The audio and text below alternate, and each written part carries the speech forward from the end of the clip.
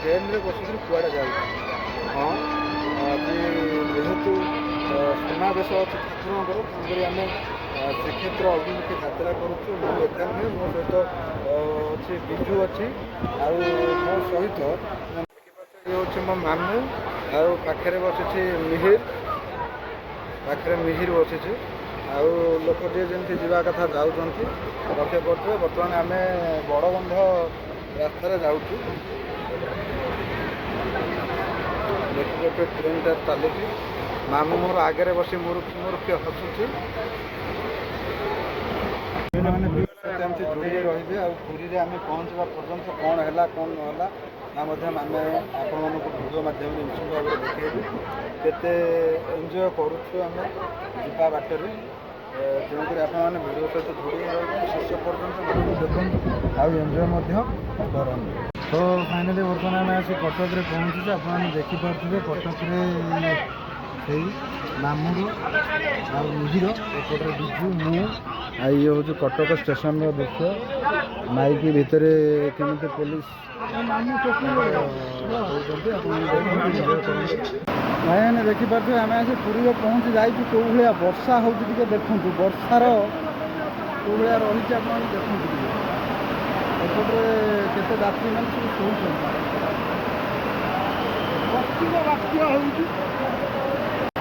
देखा हूँ पुरी स्टेशन दृश्य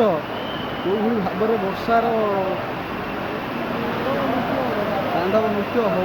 देखिपे केते जोर भिड़ तो आपने देखिपे कौ भाव में वर्षा हो वर्षार आम मामू भणजा एपटे गला पड़े असंख्य भक्त आम पछकू पछ पुलिस मान कड़ा सुरक्षा रही एत भिड़ भर भी चलीचु जहाँ हूँ आसिक पहुँचलु पहुँचिकी पुलिस मान कड़ा सुरक्षा को देखिपे आपको देखा आगुआ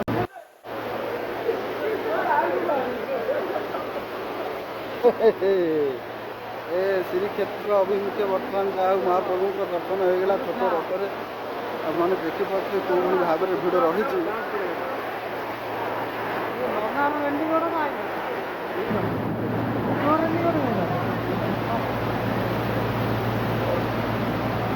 फाइनाली आपने देखिपे आम बर्तमान गाधुआ पाधुआ सब सरी जाए जहाँ नित्यक्रम रहा कथा सरी जाए बर्तमान आम बड़दाण्ड अभिमुखे यात्रा करूँ महाप्रभुଙ୍କର दर्शन करूँ दर्शन कर आम आम पारादीप अभिमुखे आम आम यात्रा करूँ तेणुक मो साथी मानक सब रेडीगला हो गले सेपटे मामू मोर भी प्रस्तुति प्रणाली सरी तापर आम बर्तमान बाहर किसी समय पर बड़दाण्डे बाहरला भिड़ भिड़ हम आपने देखिए भिडियो सहित शेष पर्यटन रही भिडियो को एंजय करेंगे तो फाइनाली आपने देखिपे आम बर्तमान कौ भाई वर्षार छता धरिकी पाल टाणिकी यात्रा करुछु बड़दाण्डे एपटे मिहिर पछरे विजय एपटे मामू तेणुक आपण मैंने देखूँ कौ भाया मेघ पवन को खातिर नक पाल धरिकी चली तो आपने देखिपे आम बर्तमान बड़दाण्डे यात्रा करुछु किसी समय पर आम रथारूढ़ से कालिया साहंत निकट में पहुँचू मो बाम पार्श्वे मो मामू देखिपे मामू छता धरी एपटे मिहिर पछरे बिजु आम एक प्रकार वर्षार कौ भाई पाल टाणिकी जाऊँ आपने भिजुआल को देखिपे एपटे गाड़ी फाड़ी सब ट्राफिक व्यवस्था ता भितर आम किसी खातिर नक खातिरिया भाया चलीचु तेणुक आपने देखूँ कौ परिस्थिति जाऊँ आप देखिपे देखा अच्छा କେତେ ଲୋକଙ୍କ ବର୍ଷାରେ ଓଦାପଟା ହେଇକିରି ଆମେ କେମିତି ଚାଲିଛୁ। ଲୋକମାନେ ପାଲ ଫାଲ ଧରିକି ଚାଲିଛନ୍ତି।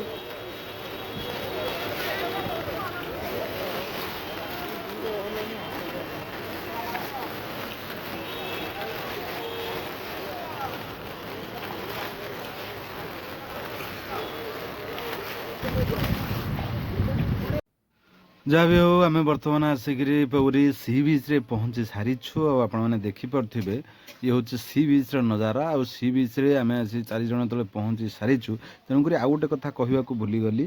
ଯେ ଆମେ ଯେତେବେଳେ ଶ୍ରୀକ୍ଷେତ୍ର ଦାଣ୍ଡରେ ଥିଲୁ ସେତେବେଳେ ମୁଁ ଭିଡ଼ିଓ କରିପାରିଲି ନାହିଁ, କାହିଁକିନା